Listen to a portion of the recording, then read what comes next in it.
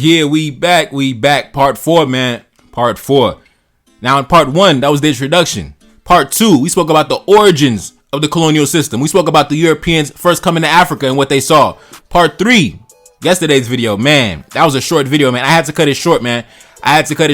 We began to dive deep into the uncensored accounts of what was happening in the European colonies, man. The uncensored account of what really happened to our people. What the Europeans will never tell us. What the textbooks in school will never tell us. What they try to brush under the rug. But today we're going to bring it to the light. Now, the author of this book, as many of you already know, the secretary to King Henri Christophe, one of his right-hand mans, Baron de Vastey, a gentleman who served under Toussaint Louverture, Jean-Jacques Dessalines, and Henri Christophe until he died in 1820.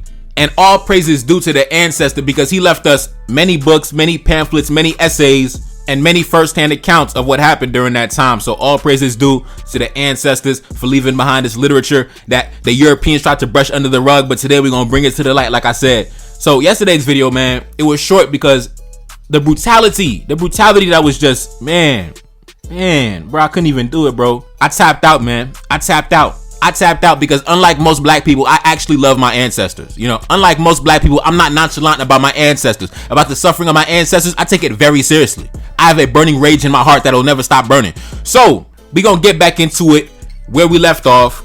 We're going to speak about what was happening in the European colony, specifically the French colony of Saint-Domingue. But before we get back into the book, I just want to say, for those of y'all who watched part 3, did you notice how the vast majority, if not all of the French colonists that were carrying out all these brutal crimes against our people, they were high-ranking men in society. You know, the attorney general of the capital, the magisterial judge in the court, this dude over here. They were high-ranking men in society that were carrying out these acts of brutality against our people, right?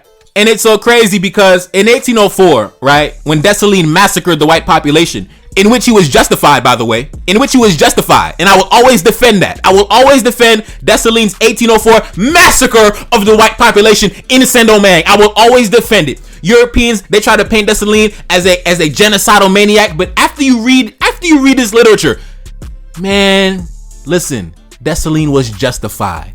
Long live Dessalines. Vive Jean-Jacques Dessalines. Now let's continue. Let's jump back into the book, man. Mr. Bichot, resident at Port-de-Paix, in an outburst of jealousy, tore away the private parts of his black mistress with a razor, and then had boiling oil spread over that part of her body. Mr. Sowerby and Mrs. Saus were very cruel men. On their orders, many unfortunate blacks died under the whip and were left to rot in dungeons. Mr. Dubuisson, French settler, resident of Saint Louis, had his blacks flogged to death and frequently had them burned alive, as was notably the case with the unfortunate Jean-Baptiste. Mr. Cabot, Mr. Legros, Mr. Labadie committed the same crimes as Mr. Dubuisson, flogging people to death and burying them alive. Mr. Ducasse and Mr. Fournet, as well as Mr. Dubose, likewise had people flogged, burned, and buried them alive. Mr. Dubache had them eat from calabashes filled with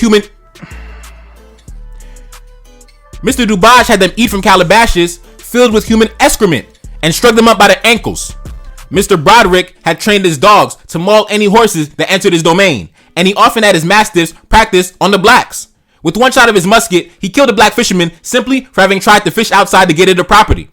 Mr. Cockerell, resident of Gonaive, notorious for the massacre of blacks that he carried out in the early days of the revolution, had already made a reputation for himself during the colonial regime through his acts of cruelty. He would have his subjects flogged to death. His mulatto coach driver, Charles, was the particular object of his cruelty. After having had him struck on the buttocks with 100 lashes, he forced the bleeding man to mount on his horse and drive the carriage. And because this poor fellow was a musician, on another occasion, after having had him thrashed, he jokingly forced him to play the violin as punishment, so he said, for having danced without the accompaniment of that instrument. Mr. Magnan, resident of Gonaive, a cruel, hard-hearted man, had his slave quarters closed round by a very high wall. There was only one door leading out of the pen, and he was its intern key.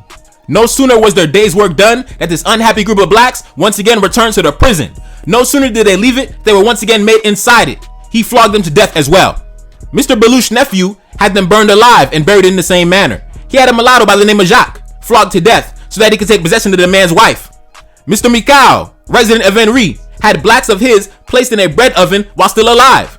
Mr. Brulé, the notorious deputy for Saint-Domingue, whose plantation was situated in the same quarter, had them ruthlessly flogged to death and burned alive. Mr. Paris, resident of La Croix on the plains of Gonaive, had been given the name Master Wooden Legs by his blacks. His ruthless habit of cutting a leg off at the knees for the slightest infraction and putting a wooden leg in its place earned him that nickname.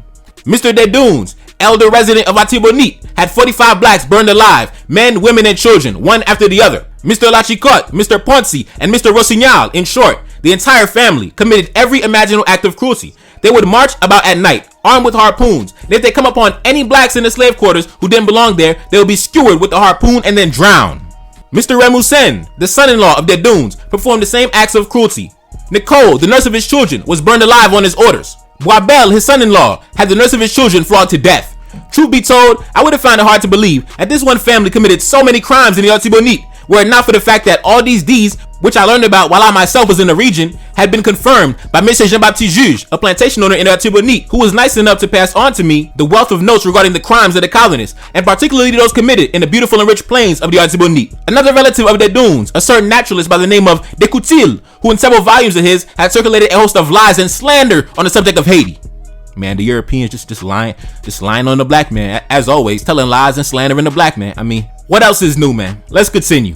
De Coutil, who in several volumes of his had circulated a host of lies and slander on the subject of Haiti, would have been better advised to report on the virtues of his family and their acts of humanity.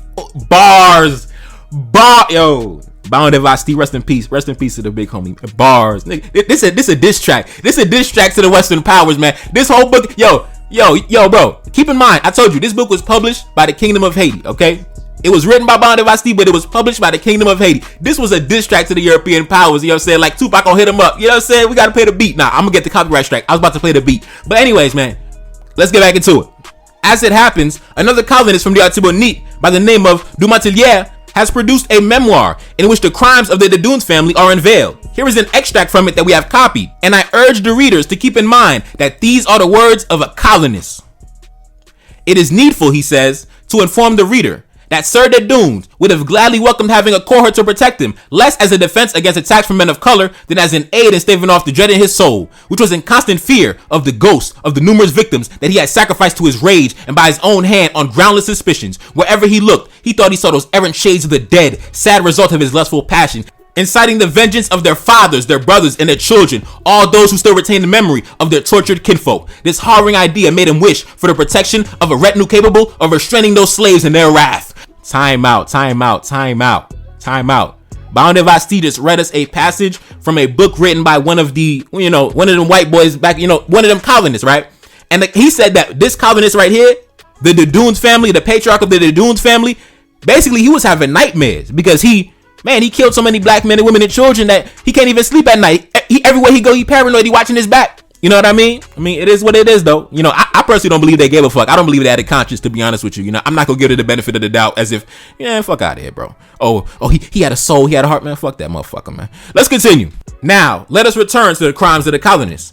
Mr. Mondonga would flog to death any of his blacks suspected of casting spells. He had his mistress burned alive. Oh my God, fuck. Think about it, bro.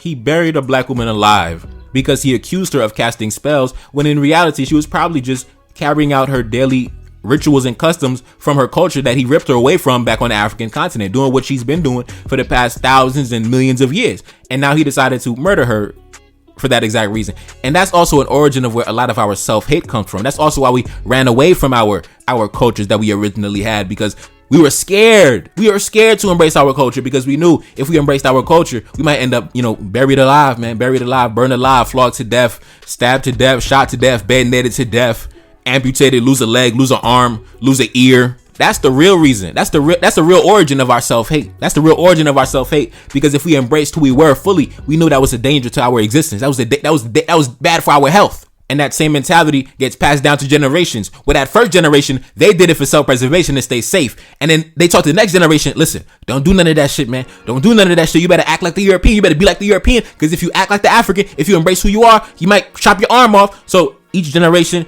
teaches the next generation, don't be who you are. Don't embrace who you are as an African person. Don't embrace who you are as a black person. You have to be just like the European. Embrace being like the European. Follow what the European does and says, because you will stay safe. And that mentality gets passed down. And we still just on autopilot, still embracing the European constructs of society, just on autopilot, not even thinking. It's subconscious now. Now let's continue. Now, let us return to the crimes of the colonists. Mr. Mundunga would flock to death any of his blacks suspected of casting spells. He had his mistress buried alive. His neighbor, Mr. Bocolar, would place his blacks in an iron collar with muzzles in their mouth so that they died of starvation. When they were in this state, the only thing he gave them to eat was human excrement. And by the way, human excrement is feces. It's shit. So that's why I say Dessalines was justified. Dessalines was justified.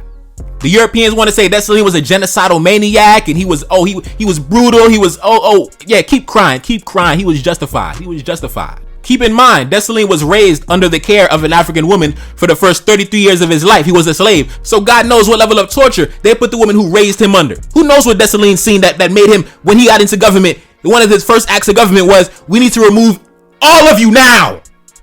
All of you need to be removed. That was the first order of business. Maybe. Hey, listen.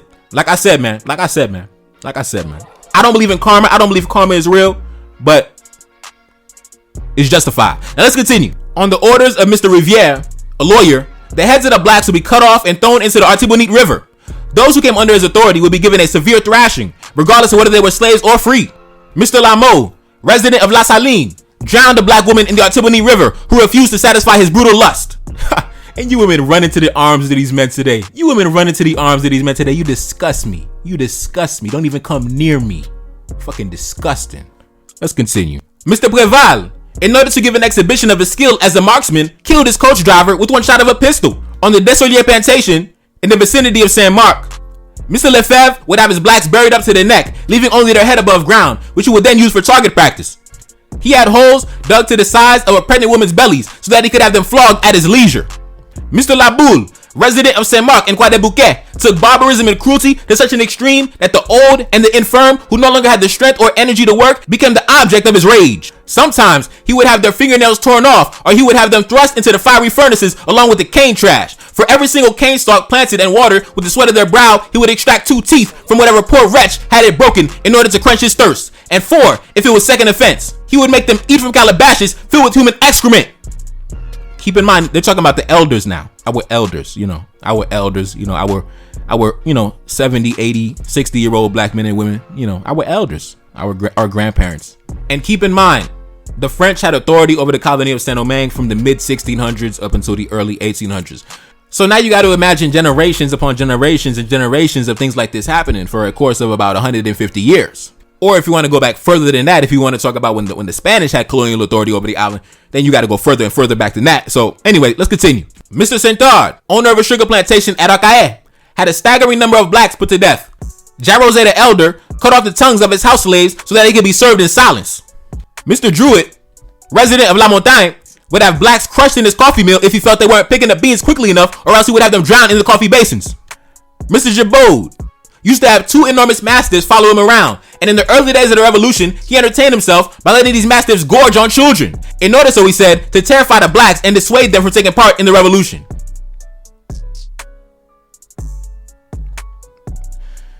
Oh my goodness, bruh. Apparently, this European had the bright idea to keep my blacks in line from joining the rest of the blacks, in the rebellion. I'm going to make them watch mastiffs eat black children. Okay. These are the guys who talk about their high IQ. We got the high IQ. Yeah. Shining example of that alleged high IQ there. You know what I mean? These dudes. Like I said, Dessalines was justified, man. Dessalines was justified. Big up the emperor. Long live Dessalines. Vive Jean-Jacques Dessalines. It is what it is, man. It is what it is, man. He was justified, man. He was justified. And every time I think about it, I smile. Now let's continue. Mr. Caado, resident of the cul-de-sac, dealt with trivial offenses in the most atrocious manners. On his orders, 200 lashes will be administered to the blacks. As often as not, he deemed this too moderate a punishment, and then he would have a hole dug in which the object of his punishment was left standing, with only the head sticking out. After the hole was filled with earth and trampled down, the condemned man was left in his state to die from hunger while suffering in the most excruciating torment. With one kick of the foot, this rank villain killed Demoiselle de Wash Blanche, his wife and his niece, because she had been generous enough to try and intercede with him on behalf of the man he was going to dispose of in his usual manner. This crime had no effect on the fate of the unfortunate victim, who was sacrificed all the same. His acts of cruelty decimated the plantation, and for several years there was no one to work it, for the traders were no longer willing to supply him with anybody. A man of impetuous character, he would set upon those traders, kicking them and attacking them with chairs when they came asking to be paid. Sometimes they often had to be done over pistol shots. That is what brought about his duel with Lacombe, the Port-au-Prince trader. All of this is a matter of public notoriety. The law had no hold over this man. He was a big plantation owner. He had the right to do whatever he wanted. Mr. Badoui, retired magistrate for the Superior Council of Port-au-Prince, one afternoon had his confectioner flogged to death for having ordered him sweetmeats that were, according to him, poorly made. Mr. Nicholas, resident of Port-au-Prince, was in the habit of going about in the company of a child of 11 or 12 who followed him on foot, holding up the tail of his horse.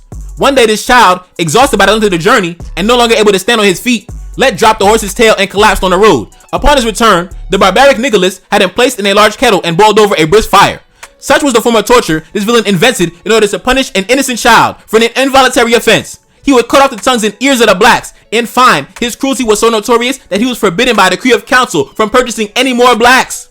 Mr. St. Victor's acts of cruelty decimated the Boutin plantation. Mr. Command the Younger, who managed the Palais General plantation at Rakaye, likewise succeeded in decimating the plantation. Mr. Deluge, who was nicknamed the Good White Man and who generally passed as such, had one of his blacks thrashed to death. The heart of this poor wretch was still beating when he had the man buried under his personal supervision. He was indeed a good white man. Judge from this good white man and his act of humanity what the rest of them were like. Mr. Bernard from the Plains of Lekai had griddles of the sort used in making cassava bread brought to a red heat and then made his blacks sit on top of them, leaving his unfortunate blacks to roast on the burning iron. This same form of torture was used by Champois, resident of La Ravine du Sud, and Mr. Perini, resident of Lekai, when putting their blacks to death. Mr. Carouge, overseer at the Cordaire plantation, ordered that the master sugar boiler be crushed under the great wheel of the mill on the pretext that the black man was spoiling the sugar. A certain Mistress Jean Bach had one of her house slaves flogged to death. In the process, strips of flesh were torn from the girl's body, and after that, she had it strewn with gunpowder. When one of her negresses had the misfortune to lose a child, ordered that a wooden one be made for her, and that it be attached to the poor mother's neck by an iron chain until such time as she produced another child. This punishment actually came as a relief to the woman, since her mistress had gained a reputation for hurling people into her lime kiln at the Caronage while they were still alive. Madame Sarth, resident of the cul-de-sac plain, was accustomed to handing out 400 or 500 lashes to the blacks who were unlucky to be under her command. One of her servants was flogged to death for having conversed with a white man who had come to see her. Another fury of a woman, by the name of Miss Ducoudray, would administer 200 to 300 lashes, after which she would take newly melted sealing wax and slowly pour it over the wound, one drop at a time. If Madame Cott knew any black women who had taken up with men having the power to deliver them from slavery, she would have them whipped until they were dead. Now, time out. That's why me personally, I get so confused when I see women talking about all this, we standing together, women empowerment, we standing together. Women have never stood together. Women have always stood behind their men. Since the beginning of time, women have always stood behind their men, their nation, their ancestors. It was only in the past, a few decades. Now they're talking about we standing together because of gender. Yeah, okay. Yeah, anyways, back to the book, man. On the days of rest and relaxation, on Sundays and feast days, Madame Momence, resident of Leogan, would summon her gang of slaves and give them a severe thrashing under the pretext of punishing witchcraft and sorcery. Several died as a result. Now, that goes back to what I said earlier. That's also why we have a lot of self-hate. We run away from our culture because back in the day, that was a sense of self-preservation. If we don't embrace who we are, then the Europeans won't accuse us of sorcery and witchcraft, and then they won't, kill us for fun. And that mentality has been passed down through generations, and we still have that self-hatred because it goes back to those times during the colonial regime. Now let's continue. Never has there been such a tigress as the woman whose name I'm about to utter. Madame Charette, resident of Saint Louis. On her orders, iron masks had been crafted that could be closed shut with padlocks, for which she alone had the keys. If she wanted to torture one of her unfortunate subjects, she would place a mask on him. His head thus fastened, this poor wretch could move it only with the greatest of difficulty. He could drink or eat only with the permission of this infernal woman, who would leave her victim to die of hunger and thirst. Her son, having succeeded in seducing one of her servants, she invented the following form of torture in response. First, she had the nails driven into a large cask across its entire circumference, so that the interior of the cask was one circle of spikes. Once the operation was accomplished, she summoned the doomed girl along with all of her fellow servants. She took a razor, cut off the ears of the victim, who she was about to subject to the most excruciating form of torture. Despite the servant girl's condition, she was pregnant by the son of this infernal woman, which ought to have softened even the most ferocious of hearts. And despite her entreaties and her tears, Madame Charette had the other servants, those who were the most closely attached to the victim, seize hold of the girl and throw her in the cask, which was immediately sealed off at the head and the bottom. She then ordered that it be rolled to the top of the... She then ordered that it be rolled to the top of a very high hill, again by those same servants. When they got there, she had them release the cask and it hurled into the abyss. There at the bottom, she had the cask staved in, and the girl still breathing was dragged out of it to be thrown onto fire and burned alive. Reincarnated, I'm back in original fashion. I left on a horse and came back in that ass, and I left with abundance and came back to famine. We used to be pyramids, now we be rapping. Look how the mighty have fallen. Used to be running, now we be walking. When you be cooning, that's when they applauded. Selling your soul, your sons and your daughter. Gotta come up in this shit, they stuck in the mix. Really, my heart it be breaking. That's why I'm stacking that paper and handle my business. Pass it down in generation. Talking about money and power and building a nation. That's a deadly combination. Never be watching the TV, they pushing agendas, falsifying information. Know they got malice intentions. Step in the room and I'm feeling the tension. Enemy watching, he blocking my vision. Pay for the check cause I need my redemption. Building my kingdom, I need it protected. Ready for war like a young Money Congo. Never decided the team is the motto. Up in the crib and I'm whipping up waffles. Up in the crib and I'm smoking gelato. I'm chilling, I'm taking my pain and make it ambition. I'm blessed by the gods, but I ain't religious. I came for the power, they came for the bitch. They making no hourly wage, I got business. This shit is an art and they could never be taught. Selling my soul, I can never be bought. Play with my money, I see you ain't caught. Run to the check and I do it for sport. Babylon falling, I go to the source. Packing my luggage and go overseas. Shorty be with me and she so elite. Shorty be chocolate, I'm calling her Hershey. Secret intelligence probably gon' murk me. Don't fuck with brands cause nigga I'm Haitian. Say the wrong shit and you're smacking their faces.